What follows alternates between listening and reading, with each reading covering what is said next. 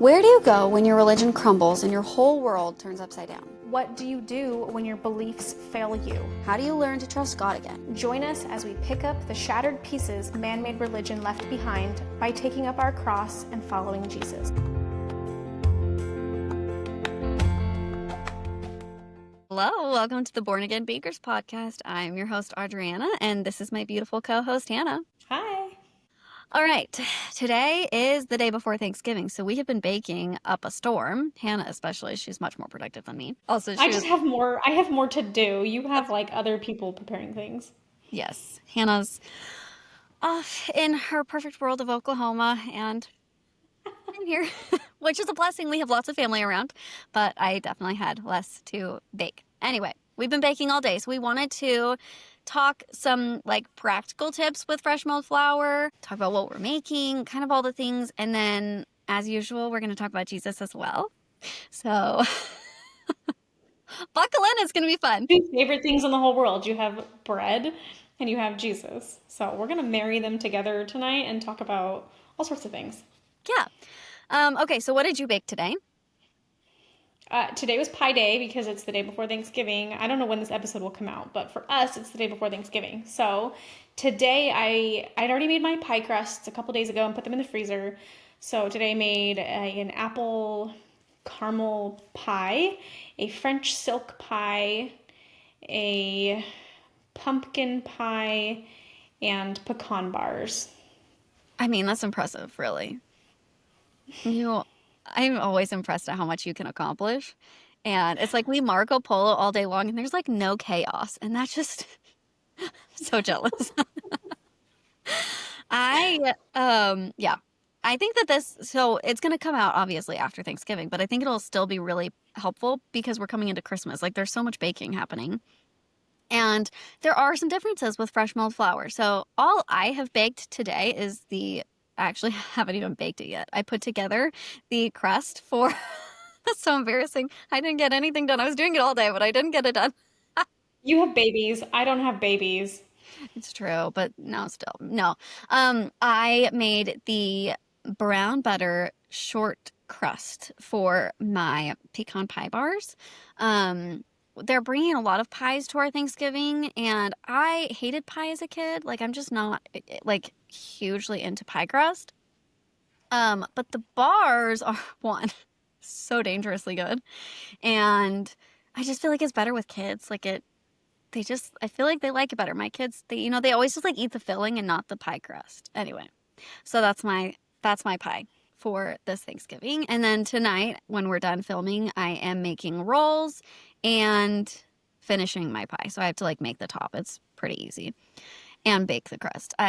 Because we'll jump into one of the most practical tips with fresh milled flour is you want to let everything sit a lot longer than you would with commercial flour. So I did a test batch of these pecan bars with fresh milled flour.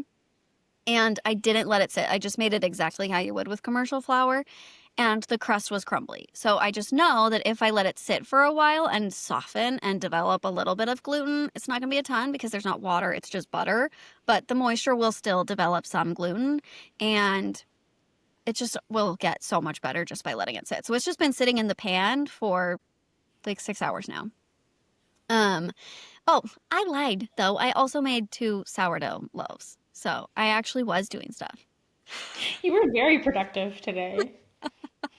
And my kitchen isn't trash, so praise God, I did good.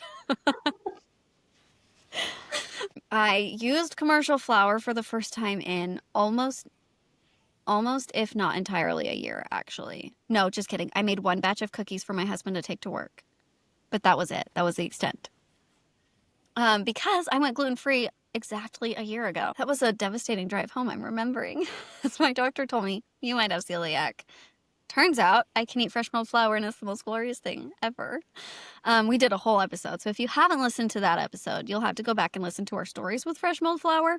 But yeah, you just want to let it sit and soak. The bran takes a lot longer to absorb water than just the starch, the endosperm and the germ. The endosperm is the carbohydrates. That's what you're getting in commercial flour. And then the germ is the healthy fats. And the bran is the outer protective layer. So it does take some time to soften that up. You don't have to take it out. I think a there's a group of people that mill their flour that think that they have to remove it and then soak it separately. You don't. You just can autolyse it. You can just autolyse is just liquid and the flour absorbing without anything else. Do you have any tips so far? That's pretty much what I would have said, I think. Yeah, everything softens up, like less crumbly. Your pecan pie crust is also a short crust, so it's going to be a little bit crumbly. That's just the Mhm. nature of the crust, but it does help to let things sit even overnight, and they'll be much softer and easier to work with. I do feel like I perfected my pie crust with fresh milled flour, which was a big accomplishment because I did make one that was not good, and then made adjustments, found a different recipe, and learned about different varieties of wheat because you're further along than I am. So I hadn't really like dug into the different varieties of wheat. I like know a little bit because I've been doing it a little bit, like dabbling over the years. But you're like a wealth of knowledge. So then when I messed up, you were like, "Oh, let's talk about wheat varieties." No, I did a lot of research for my fresh milled sourdough guide that I created. And I mean, when people like DM me about that specific guide, they're always really surprised how much information. Like I went deep and I covered individual grains and all their characteristics and I learned a lot, which is has been so helpful because at the time I wasn't 100% fresh milling all of my flour. It was just a percentage. But it made it so much easier when I went head first, like 100% all fresh milled flour. It made a huge, huge difference. So if you throw out a grain, I can probably tell you about it. Yeah, so lesson learned, do not make pie crusts with 100% kamut. They will not turn out. You will be eating sand. I will die on the hill. This is what I told Hannah. I was like, if this is gonna sound so harsh, and people might hate me for this one, actually. They might they might hate me more for this comment than any of my religious commentary. If somebody is giving you a recipe that is 100% fresh milled Khorasan wheat, Khorasan is the generic name for kamut. They don't know very much about wheat, and you should not be following that recipe because you will be eating wet sand. It is gross. Khorasan is incredible. It has this buttery flavor and this beautiful yellow color that adds so much to a recipe in a small percentage. It has 16% protein. You don't want 100% Coruscant in any recipe, honestly. You just don't need it. So, I will die on that hill. Coruscant is incredible because it has this really high protein content, but it also has a lower quality gluten, and so it doesn't string together the way that normal gluten will. Now, gluten, if you really go down to the mechanics of it, and we could do a deep dive on this at some point, but gluten is only a thing when these two proteins are fused together with liquid. So don't be afraid of the word gluten. It is simply a chemical process within the wheat itself, but Coruscant has this incredibly high protein content with really, really weak gluten structure. So it's kind of like you're trying to lift your car up on like a really, really tiny jack when you're trying to change the tire. So it just is, it has great flavor, it has great protein. It doesn't have the stability that you need to make great bread. And it's the same with things like einkorn. Spelt has a better gluten, it has higher quality gluten. So and it's also, spelt is actually incredible. I really don't know why people are like die hard cult following Corazon and einkorn when spelt is actually a complete amino acid. Like, spelt is incredible. Spelt has so many more benefits and it actually is better for bread. So you can actually do like leavened breads effectively with 100% spelt. And it tastes good.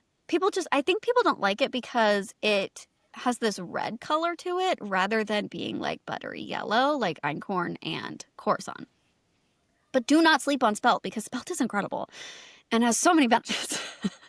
I actually will put half spelt in my banana muffins, and they are so good. Yeah, I think that's the other thing is people often are being they're hearing that they have to do all ancient grains because they're told that everything else is genetically modified. And I don't think that's true. I think if you really look at it, and I know Sue Becker has she talks to the wheat farmers. And if you think about how all food is grown and how all food has come about, are you afraid of bananas, Hannah? No. Should I be? You, well, bananas actually didn't really exist. Bananas are a hybrid. Yeah. A natural hybrid, though, this is the important key, is everything's going to hybridize over time. That's how we have every food that we have, because everything is growing together. I mean, if you plant certain plants too close to each other, they're going to hybridize. A lot of gardeners, if you dig into gardening, you'll realize that it's actually not scary when something hybridizes. And our wheat in the US is hybridized. It is not genetically modified. There is not any genetically modified grains on the commercial market. They found one farm in some really rural area where the guy was actually growing genetically modified grain, and he was arrested and it was all burned. So at least, okay, I can't verify that fact, but that is what I read. But I don't have the source for you. Well, the Americans actually sell a lot of wheat to other countries, and other countries would not accept genetically modified wheat anyway, so it wouldn't be beneficial as a farmer to want to do that. So they do, yeah, like you said, they hybridize it. Oklahoma is ground zero for wheat varieties, and the universities here really study that concept because I live in the wheat belt, I guess you could call it. But it's not GMO. There's a difference. And I think you're right. It's clickbaity almost, and it's just a fear-mongering tactic to say that you can only eat very specific ancient grains that cost a lot of money, and it's not beneficial. So if that's another reason why people aren't eating fresh milled flour, is because they think they have to get these special grains from these very strict genetic lines, then it's just one more reason why people aren't eating it. And I don't want people to be fearful of their food, because you're right. I did a deep dive one time into vegetables and fruit and their original forms and how they came to be. And if you want to deep dive that on the internet, they'll also scare you into those things and make you think that plants are trying to kill you. And none of that's true. Even, yeah, like you said, bananas. It's actually a completely different banana than they had even 100 years ago, because that one specific type died out with some kind of disease or something. And so the bananas you have today are not even the bananas that maybe your great-grandparents were eating. And yet we're fine. Exactly. And I think often, especially in the holistic health world, people kind of food can be medicine, but the only true medicine that we have is Jesus. And so if we're putting our trust in this organic, non-GMO, gluten-free, dairy-free, egg-free, Happy free. pesticide-free, happy-free food, then we're not, the Bible says over and over again to not fear and to trust in God. And Jesus is so clear about grain, and God provided so many ways for us to get the nutrients just through grains. So I don't think that anybody should be afraid of wheat in its whole form. Absolutely, we should be afraid of the king's bread, as Sue Becker says, and the fluffy white stuff that has been stripped of all the essential nutrients. But we don't need to be afraid of grains in their whole form, because in the United States, you're not going to be buying grain that is genetically modified. I do think we should be aware, and we need to be connected to our food. We should know how it's grown, where it's grown. We should have connection to our food.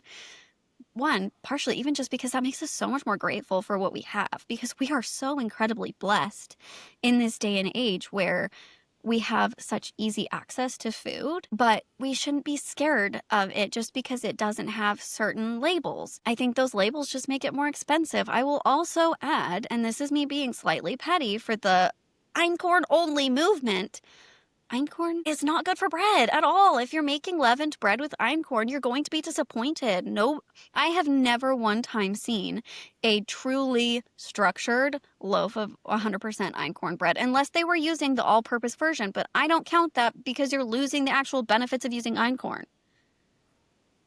Thank you for coming to my bread talk. No, we've both run in crunchy circles for a while now, and when you start to dive deep, especially if you go on the internet, everything feels really scary to you. And I think there's a lot to be said. I've known a lot of moms who've ended up with a lot of health problems because they're so hyper focused on every single thing that their children are consuming. And I think a lot of that fear takes away from trust in God. It can become an idol in your life. I've been guilty of this. And so God has really reined in my fear and my anxiety over what my children are consuming. And I have to remember that God is Lord of all and He can protect you from all of these things. And that doesn't mean we shouldn't be good stewards of our body and do the best that we can. But fear is also a really quick way to completely derail your health. And I know a lot of crunchy moms who ended up with different autoimmune diseases and just the chronic stress of trying to control every single thing your children are doing and eating takes a toll on you physically. And that's doing the opposite. So I think there's a lot to be said for living with gratitude for our food and being grateful for the best that we can do and being balanced in our views. Yeah, and giving ourselves grace because I know I was running myself absolutely ragged. I mean, I was working myself to death trying to make everything all the time, and it's just not feasible, honestly. It's just and and we're supposed to find our rest in Jesus, and Jesus is the bread of life. So we can also, I think, we can find our rest in whole grains. He is the bread of life. Wheat is the staff of life. I think there's so many connections that we can draw, and there's so much scientific backing for whole grains being what we need to survive. Now, that doesn't mean that we only eat whole grains, right? Like, well, we both try to exclusively eat whole grains, but that doesn't mean that we are only eating like grains alone. We are eating other food. I think variety obviously is important. We are feeding our kids other food. They don't eat solely bread, but there's just so much to be said for the fact that we can draw our nutrients from a simple source. We just don't have to be doing all the things, and we shouldn't have to be taking a billion supplements every single day. I mean, the amount of money that I have sunk into supplements throughout my crunchy journey, and all I had to do was start eating whole grains, and my labs would actually improve just by eating delicious bread. Oh my goodness.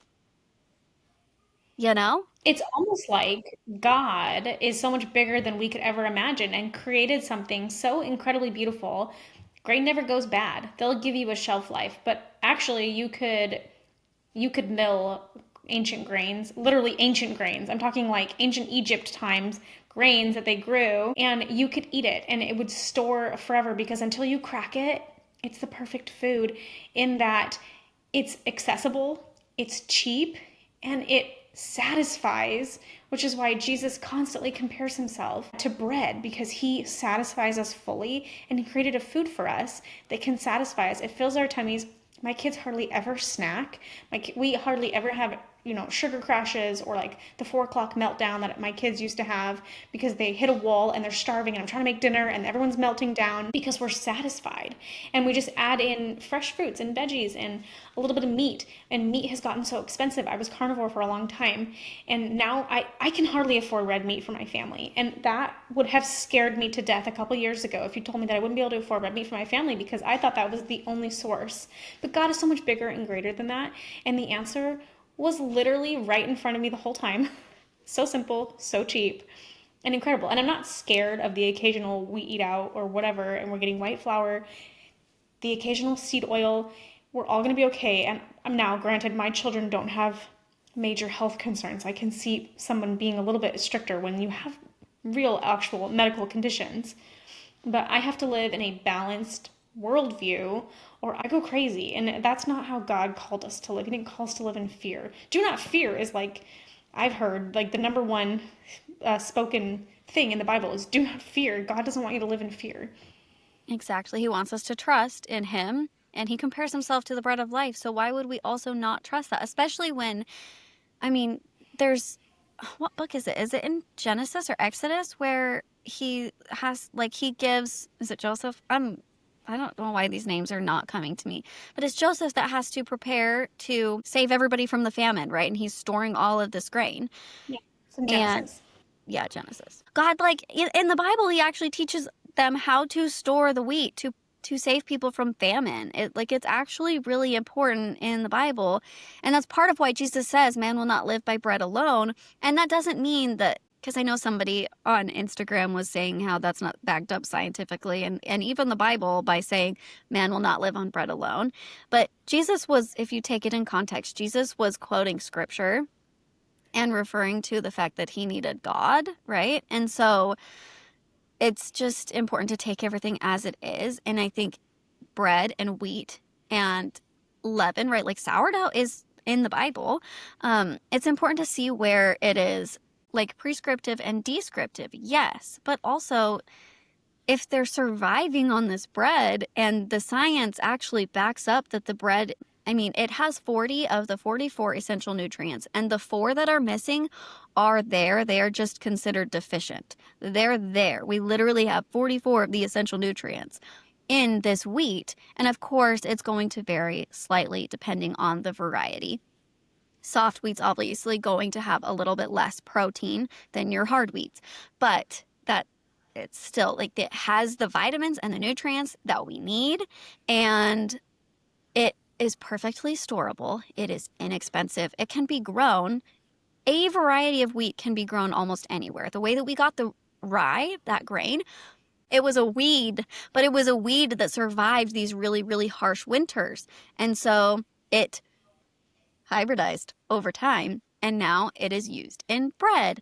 There is a form of grain that can be grown in every climate all over the world. This is a food that is so easily accessible to people, but has been demonized. Why? Because no, now we're going to get a little crazy. There's less money to be made if everybody's milling their own wheat and making their own bread.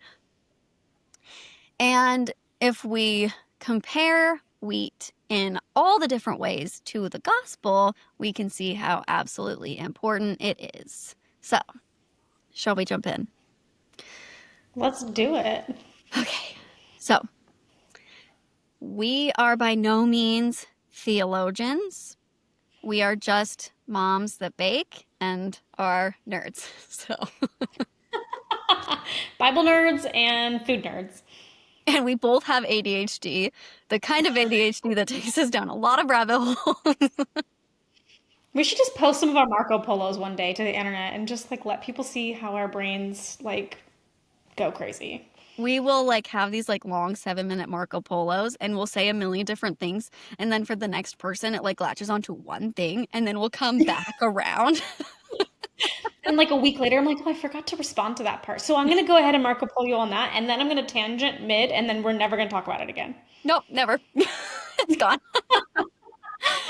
Yeah. Okay.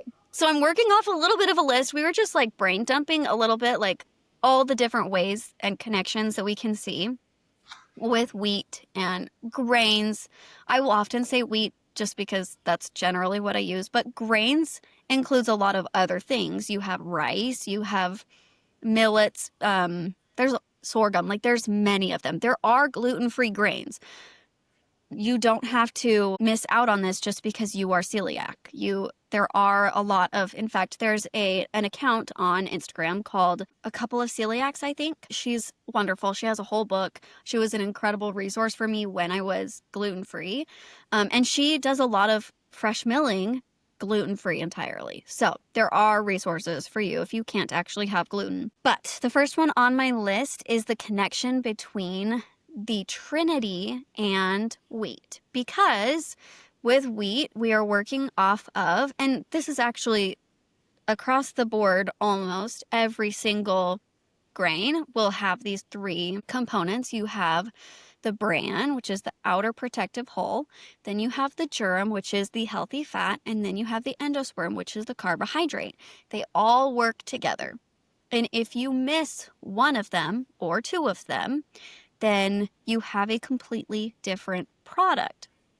So whole wheat flour in the United States is your commercial flour, so it's just the endosperm, and then they are taking a little bit of the bran. They're not putting back in the germ.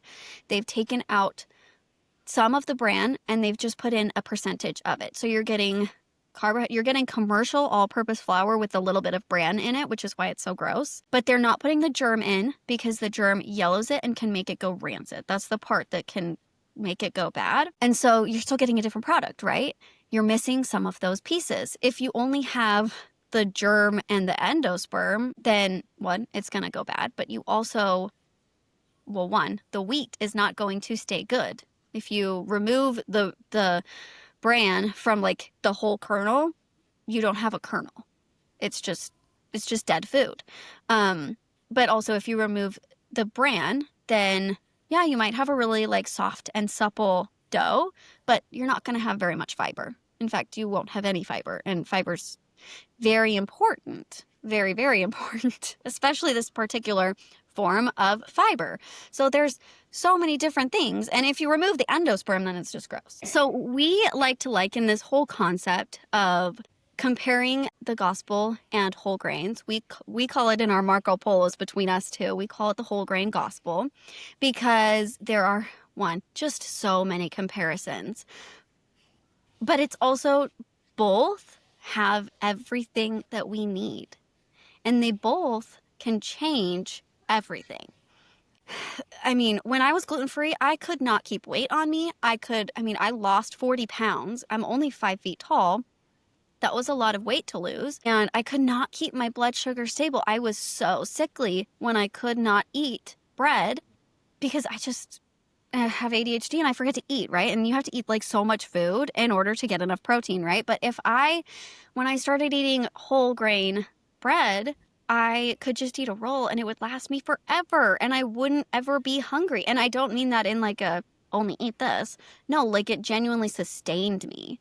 And that is how Jesus is. It changed everything. I was running on fumes. And then guess what? Jesus swooped in and I'm no longer running on fumes. Both of them can change your life because one is ordained of God to provide sustenance to his people. It is a seed and it sprouts fruit. Jesus compares himself to the seed that has to die and from that springs forth much fruit. It's incredible. And we talk about the whole grain gospel all day long, every single day. It is incredible and it's so profound. And we just want everybody to have grain mills in Jesus. I mean, I always think of it as the white flour, the commercial flour that I've been eating forever, and I've never felt satisfied by it, or it's given me different health complications or whatever over the years. And I compare that to my life before I found Jesus because they've stripped away everything about who God is and they've bleached it and whitewashed it. And it tastes really good. It sounds really good to your ears and it goes down really easily and it has a beautiful packaging, but ultimately it's dead food and it's not giving you the nutrition that you need to sustain life. And so I never realized how empty I was. I never realized how empty the food that I was consuming was until I found Jesus, and then I found whole grains, and it just made sense because over and over again in the Bible, Jesus is comparing himself to bread in one way or another, to wheat and sprouting, and also being careful of, in Proverbs it says to be careful of eating the king's food. And what did the kings do? They used a sieve and they literally took out a lot of the bran and the germ because it was delicious. But God even warns about that in the Bible because ultimately it's not benefiting you. And it might seem really great for a while. It might taste really good. It might sound really good. This white bleached version of the gospel, but it's not actually healing to your body or your soul. Yeah. And I think we can compare that. I mean, especially with our background in Mormonism, right? Like the Mormon theology sounds really awesome in many ways. Everyone gets to go to heaven. There is no hell. I mean, I get to be God. I get to be God. Yes, that sounds incredible. I can progress to be perfect. Oh, I would love that, right? It all sounds so great. And I know a lot of them have a really hard time with the concept of heaven and hell. And actually, some people not being saved. That doesn't sound fair. That's hard. It is a hard truth to swallow. But we are not the judge of what's right and what's wrong. God is. So we don't get to judge him. But that also, it's hard, right? Like there are aspects of baking with fresh milled flour and using whole grains that can be a little bit harder. You have to understand it in order to really have some, like in order to get, for lack of a better term, your money's worth, right? And so if you liken that to the whole grain gospel, it's just so profound to see how if we're stripping away any of the truth, we're missing the fullness of what God intended us to have. The fullness of the gospel. Gospel meaning the good news that Jesus came to this world, this earth, right? He emptied himself into the form of a servant and he died on the cross to save us from our sin. And it was a free gift given just out of love for us. That's it. That's the gospel. I think if you had asked me what the gospel was a few years ago, I would not have told you that. I would have told you something different. And that's what's tricky, right? Is like, how do you know? How do you know which one is true? And then we can get really complicated. We can talk about cake flour and bread flour and all-purpose flour and all the different kinds of a white, fluffy commercial flour that have all been stripped. We can talk about fortified flour. There's a lot of different ways that you can take the whole grain gospel to apply it as a tool to understand God and his actual plan for us. And the differences with a different Jesus. We could say, well, it's just a different flour, right? But it's going to give you a different product. Yeah. If we're comparing the endosperm to Jesus, then we all have it, right? Don't we all have Jesus? We just have maybe a different form of it, but it's all fine. But then what about the rest of it? What are we doing? If we're fortifying it with synthetic vitamins, then we're adding things to the gospel, or we're just putting in partial truths, or if we're stripping things out that's not full truth. So we really just kind of like rabbit trail all the incredible ways that you can use wheat and bread to compare the gospel, and that's exactly why it's in the Bible, because it feels like there are endless comparisons, and that's exactly why Jesus used it over and over again, because his metaphors always seem to be way better than any metaphor I could ever come up with. So that's just the best way that we know how to explain the whole grain gospel, that we are truly satisfied, which is what Jesus said would happen if we came and followed him, that we would be truly satisfied. And you die to yourself, and then what happens?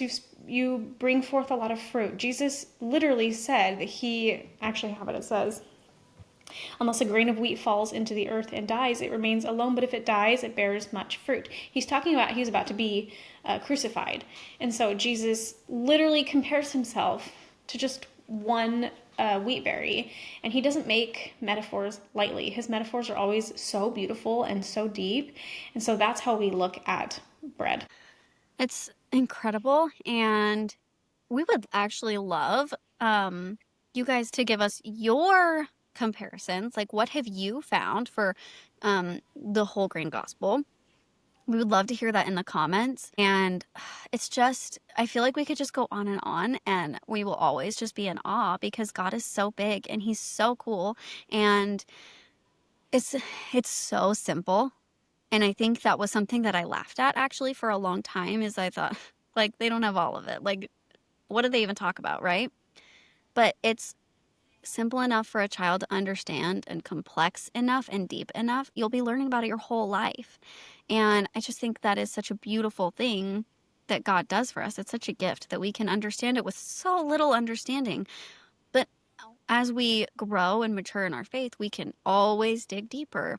And I think the same can be said with whole grain flour. There's always more to learn about baking and about bread. And it's just incredible. I love God. Yeah, I mean, I haven't gotten sick of eating bread yet, so I also haven't gotten sick of Jesus.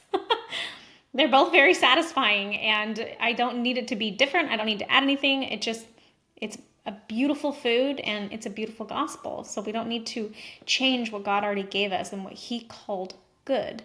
I also think about like milling your flour, you need to mill it fresh daily, right? I compare that to like my faith. I need to be in the word daily and continuing to nourish my soul. If I try to mill a lot in advance, what happens? It's going to go rancid, right? Your faith kind of starts to dwindle. If you're just going to church on Sunday and you're not really like digging in deep daily, then you start to lose your faith. So with milling it every day though is also like if you were to mill it once a week and let it sit on your counter like you would commercial flour, you're losing nutrients every single day. So if you're only in the word once a week, you're losing, not that you're losing, because actually you can't really like offend the spirit away from you, right? Like you don't have to work necessarily to keep your faith, but if you want to grow in your faith, then you have to be in it daily. Like it becomes a discipline, and there is a discipline aspect to growing in your faith. But that doesn't mean that Jesus is just going to like leave you because you're not pursuing him as often as he thinks you should. You know, that's not really how Jesus works. I think also we can go into how in order to get the flour, it has to be crushed. And so much of this world feels like it's crushing us, but it actually is transforming us and sanctifying us. We're transformed into a new creation as we become a Christian and we join the body of Christ. We are new in Jesus. And I think that is a beautiful metaphor, which is so powerful. Yeah, you could go into, I just learned this recently, and that each part of the wheat berry, all three parts, have their own genome. They're all separate from each other, which is incredible because they're all one wheat berry. That could really translate into the Trinity, I think. And then I learned that each one of those genomes has 6 sets of 7 chromosomes, and 7 is always considered like an important number in the Bible. So there's just, I feel like we could probably rabbit trail this all night. So as listeners, you're going to continue to hear us bring up the whole grain gospel over and over again. And we're still like fleshing out our ideas of what that truly means, because you could go in so many different ways with it, just like it's in the Bible. And we keep learning more and more. Just when we think that we've kind of learned it all, we continue to learn. Yeah. Yeah, it's incredible. That's how God is, right? Simple enough for a kid, deep enough for that you can learn about it forever. It's just simply incredible. So I think maybe we'll just give like one or two more practical tips and then we'll wrap up. So I guess one super practical tip actually is you can store your flour for simple convenience sake in the freezer. It's not going to maintain the nutritional density forever, but it will prolong it a little bit, like a week or two. But for the most part, you do want to be milling it and using it right away. That's how you're going to get the most nutrient density. The nutrients degrade by like 50% in the first 24 hours. So it is a pretty significant nutrient loss. So if you're looking for the full benefit, you want to have it right away. But the freezer can prolong it. So I usually keep a couple bags of milled flour, not huge bags, but in my freezer, and that is what I often feed my sourdough starter with. Sourdough starter loves fresh milled flour. We could liken that to the gospel too, but we can do that another time. What is your favorite grain so far? Ooh, favorite grain. I feel like I love different grains for different reasons. I have been learning to love hard red. I think hard red gets a kind of a bad rap because if you've ever had a bad loaf of hard red wheat, it just kind of tastes like you would, I don't know, like a bad loaf of whole wheat bread from the store. But lately, I have actually been really enjoying it because if you have a good recipe, it gives it like a deep, rich, nutty flavor. Mhm. And that's been new for me because I've always been like, "Ew, who on earth would want to buy hard red when there's hard white?" But it's actually been delicious. Yeah, I think hard white is a really good place to start if you are new to milling your flour because it is going to taste the most similar to your commercial flour. So I think that is where I would encourage you to start. Um, I really love a mix of hard red and Coruscant together. I feel like that Mhm. it like the Coruscant makes it a little more mild. I don't love like the super, people will call it nutty.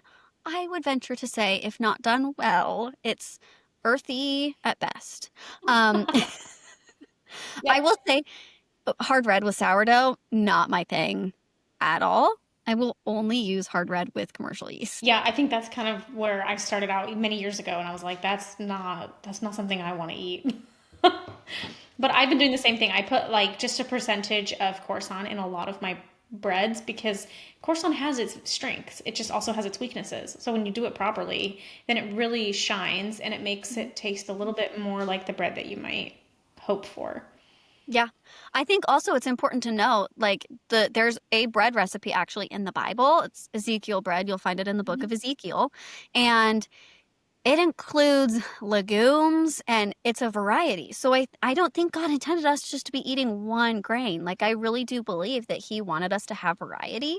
And There's a lot of nutritional value in having a variety of wheat berries. yeah, exactly. And yeah, so I just think like try it out, like do a lot. Get variety. Don't just stick to one thing. You don't have to just have hard white. That can get boring. One of the biggest benefits of fresh milling your own flour is you get to choose what it tastes like. Like it's not all going to taste the same because you get to choose and you get to choose your variety based on what you're making. Soft white is fantastic for your like cakes and muffins. My my absolute favorite grain to use is called white Sonora. And there's only a few places that can grow this one. Most of them are in Arizona. There's one in New Mexico, potentially like a few really small places elsewhere. When I tell you that this wheat is like gold, it smells like honey. And I just love it. Everything turns out beautifully with it. It's not cheap, but I love that one. Yeah, I mean, I just think you have to try it and you have to recognize the most practical tip of all is just that you have to recognize that this is a different product. This is not the fluffy white carbohydrate bread. I mean, I used commercial flour for the first time in a long time today, and the consistency of it was actually freaking me out a little bit. Like it's so jiggly and like it was kind of gross, honestly, to me. Like I really felt like Your Marco Polo was cracking me up. It was like jiggling. You're like, yeah. It was so weird. It was like I'm like, this is like alien. This is like not real. This is not normal. And that's because it's not. But yeah, it takes some adjusting and some learning. There's a learning curve for sure, but just give yourself grace because God gives us grace. And that's the whole grain gospel. All right. Well, we hope that you will get out your grain mill, make some bread, pull out your Bible and read it. This is going to get longer every time I do it. And taste and see that the Lord is good. bye.